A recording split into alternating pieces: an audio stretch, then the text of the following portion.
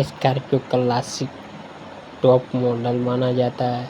इसका accelerator pedal छोड़ रहा था, कि घाटे वगैरह चढ़ने में एक्सीलेटर दे रहा था। तो ये कस्टमर ने बोला भाई एक्सीलेटर छोड़ दे रहा है। तो एक्सीलेटर छोड़ने के बाद हम खोल रहे थे एक्सीलेटर पैडल, जो 3 गो बोल्ट से टाइट रहता है। इसको खोलते हुए कॉप्टर को भी खोलना पड़ता है।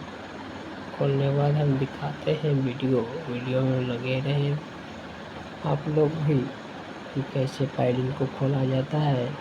10 नंबर का बोल्ट रहता है, 10 का रिंच लेके खोल सकते हैं।